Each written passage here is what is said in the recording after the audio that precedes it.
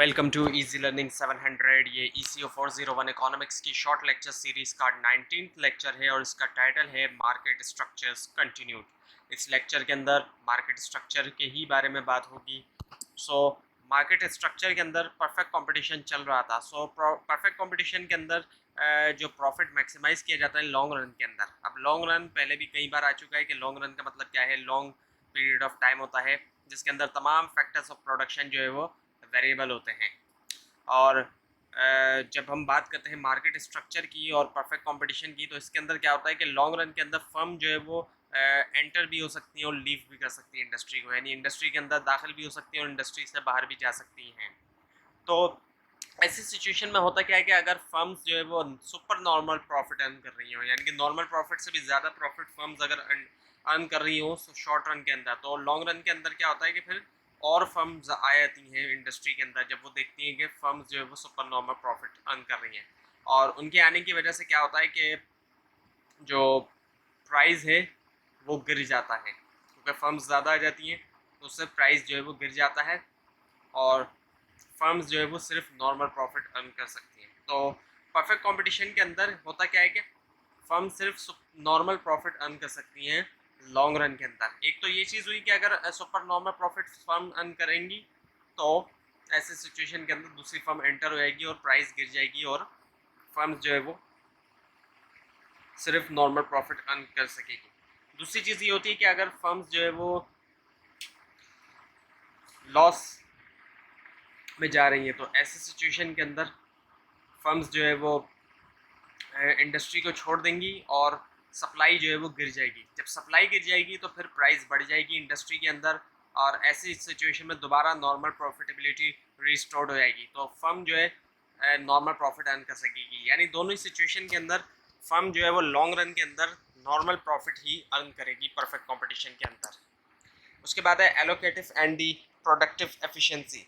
Allocative efficiency से मुराद वो level है आउटपुट का जहाँ पर प्राइस जो है वो बराबर होता है मार्जिनल कॉस्ट ऑफ प्रोडक्शन के। मार्जिनल कॉस्ट से मुराद जो एडिशनल कॉस्ट होती है एक एडिशनल यूनिट प्रोड्यूस करने की, उसी को हम कहेंगे एलोकेटिव एफिशिएंसी।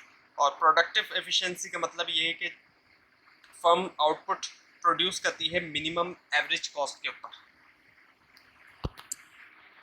उसके बाद है monopoly and monopoly power. Monopoly से मुराद वो फर्म होती है जो पूरी मार्केट के अंदर सिर्फ एक ही फर्म होगी, एक ही प्रोड्यूसर होगा पूरी एक मार्केट के अंदर, उसको मोनोपोली कहा जाता है। और मोनोपोली पावर क्या है, इकोनॉमिस्ट जो है वो ऑफन इंटरेस्टेड हैं कि एक फर्म की how much monopoly power any firm है, यानी कि कितनी एक फर्म की जो है वो मोनोपोली पावर है। और यहाँ पे मोनोपोली से मुराद ये है कि किस हद तक एक फर्म जो है वो प्राइजेस को बढ़ा सकती है अपने कस्टमर को गंवाए बगैर, यानी कि उसके कस्टमर भी रहें उसके पास और वो प्राइस भी वो बढ़ाए। तो किस हद तक बढ़ा सकती है, क्योंकि कोई भी फर्म एक हद तक प्राइस बढ़ा सकती है और उसके कस्टमर रहें। अगर ज़्यादा प्राइस बढ़ाएगी कोई भी फर्म तो उसके कस्टमर जो है वो कहीं और चले जाएंगे, कहीं और भी जा सकते हैं कस्टमर, और इसके अलावा उस प्रोडक्ट का इस्तेमाल भी कम कर सकते हैं customers. So in other words monopoly power and price elasticity of demand are inversely related. Inversely related है जो मोनोपोली पावर है और जो प्राइस इलास्टिसिटी ऑफ डिमांड है वो।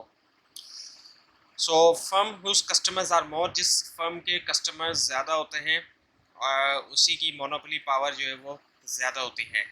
और एक मोनोपोलिस्टिक फर्म फेस करती है inelastic demand of products and it's demand curve is negatively slope. और जो उसका डिमांड कर्व होता है वो नेगेटिवली स्लोप्ड होता है, जबकि परफेक्ट कंपटीशन में डिमांड कर्व जो है वो इनफाइनाइटली इलास्टिसिटी होती है उसकी। इसके बाद है प्रॉफिट मैक्सिमाइजेशन अंडर मोनोपोली। अब मोनोपोली के अंदर जो प्रॉफिट मैक्सिमाइजेशन होती है वो प्रॉफिट जो है वो मैक्सिमाइज होता है मोनोपोली के अंदर जहाँ पर MR जो है वो बराबर होता है MC के, यानी कि मार्जिनल कॉस्ट जो है वो बराबर होगा मार्जिनल रेवेन्यू के। और एक अहम बात नोट करने वाली ये कि मार्जिनल कॉस्ट का जो कर्व है वो सप्लाई कर्व नहीं है मोनोपोली के अंदर। मार्जिनल कॉस्ट का जो कर्व है यानी MC जो कर्व है वो सप्लाई का कर्व नहीं है, जैसा कि परफेक्ट कंपटीशन के अंदर होता है। ये एक मेजर डिफरेंस है मोनोपोली और परफेक्ट कंपटीशन के दरमियान।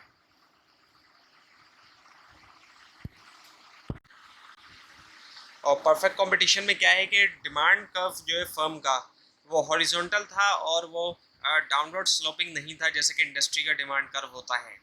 जबकि मोनोपोली में क्या है कि फर्म खुद ही इंडस्ट्री होती है, क्योंकि एक ही फर्म होती है पूरी इंडस्ट्री के अंदर, तो फर्म खुद एक इंडस्ट्री होती है और उसी वजह से उसका जो वो फेस करती है same demand curve as the industry. यानी कि जो मोनोपोली फर्म होती है इसका भी डिमांड कर्व बिल्कुल वही होता है जो इंडस्ट्री का डिमांड कर्व होता है, यानी कि डाउनवर्ड स्लोपिंग होता है। मोनोपोलिस्ट जो है वो अर्न कर सकती है सुपर नॉर्मल प्रॉफिट भी, ब्रेक इवन भी आ सकता है और मिनिमाइजिंग करती है शॉर्ट रन लॉसेस, ये भी हो सकता है, यानी कि मिनिमाइजिंग शॉर्ट रन लॉसेस भी हो सकता है।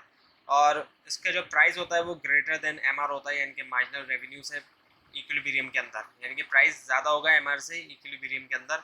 और देयरफॉर इसी वजह से प्राइस जो है वो इक्वल नहीं होगा एमसी के, यानी कि मार्जिनल कॉस्ट के। और मोनोपोलिस्ट जो है वो सुपर नॉर्मल प्रॉफिट अर्न कर सकती है even in the long run के अंदर भी सुपर नॉर्मल प्रॉफिट अर्न कर सकती है। जबकि जो परफेक्ट कंपटीशन है उसके अंदर जो है फर्म्स जो है वो सुपर नॉर्मल प्रॉफिट्स अर्न नहीं कर सकती लॉन्ग रन के अंदर, क्योंकि वहाँ पर दूसरी फर्म्स एंटर हो जाती हैं। लेकिन यहाँ पे जाहिर बात है एंट्री ईजी नहीं है दूसरी फर्म के लिए। और monopolist can maintain high profit in high price even in the long run के अंदर भी मोनोपोलिस्ट जो है वो हाई प्राइस को मेंटेन कर सकती है। जबकि परफेक्ट कंपटीशन में क्या होता है कि अगर फर्म्स जो है वो ज़्यादा प्रॉफिट अर्न कर रही हैं तो और फर्म्स इंटर हो जाती हैं, उसकी वजह से प्राइस जो है वो गिर जाती है क्योंकि ज़्यादा सप्लाई आने शुरू हो जाती है। जबकि मोनोपोलिस्ट का फ़ायदा ये होता है इनको कि ये जो है जाहिर बात है पूरी एक ही फर्म ही इंडस्ट्री होती है, तो ये हाई प्राइस भी लॉन्ग रन के अंदर चार्ज कर सकते हैं, यानी कि सुपर नॉर्मल प्रॉफिट फिर ये अर्न करती है firms. So how a monopoly can a monopoly retain its monopoly, किस तरीके से एक मोनोपोलिस्ट फर्म अपनी मोनोपोली को बरकरार रख सकती है। ये जो है कोई नेचुरल रीज़न भी हो सकता है और एक्टिव पॉलिसीज़ की वजह से भी हो सकता है। पहली चीज़ तो ये नेचुरल रीजंस या एक्टिव पॉलिसीज़ की वजह से भी ऐसा हो सकता है। और उसके बाद है फिर लार्ज इनिशियल कॉस्ट। अब ऐसा होता है कि मोनोपोलिस्ट फर्म ऐसी भी होती हैं जिनकी लार्ज इनिशियल कॉस्ट, जब शुरू में स्टार्ट किया जाता है तो उसकी जो कॉस्ट आती है वो बहुत ज़्यादा आती है, जो फिक्स कॉस्ट आती है एक्चुअली।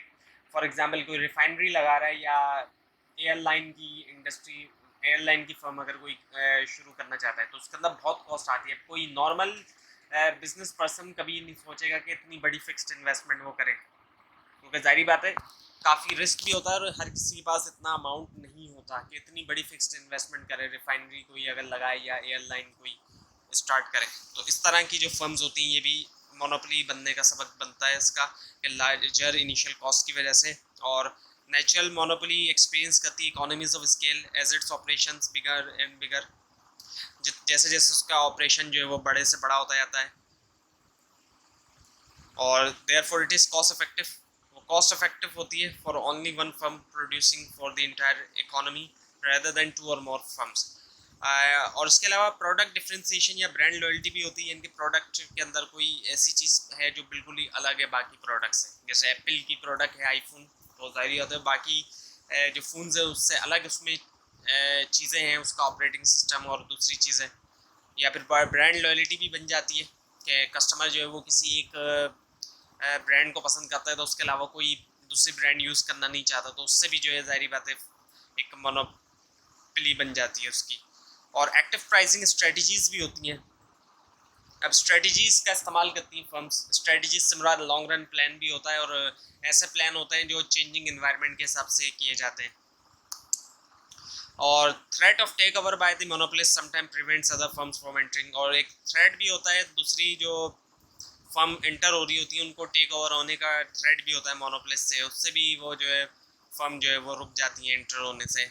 और मोनोपोलिस्ट जो है वो कंट्रोल करती है जो सप्लाई होती है की फैक्टर्स ऑफ प्रोडक्शन की। और मोनोपोलिस्ट जो है वो प्रोड्यूस करती है ऐसी प्रोडक्ट, ऐसा भी हो सकता है कि ऐसी कोई प्रोडक्ट बना रही हो मोनोपोलिस्ट फर्म जो कोई दूसरा कॉम्पिटिटर आके उसको कॉपी ना कर सके, क्योंकि ऐसा भी हो सकता है कि वो पेटेंट से प्रोटेक्टेड हो या कॉपीराइट्स उसके हो, इस वजह से भी उसको कोई कॉपी ना कर सकता, उसको कॉपी करने की परमिशन ना हो, तो ये भी पॉसिबिलिटीज़ हैं।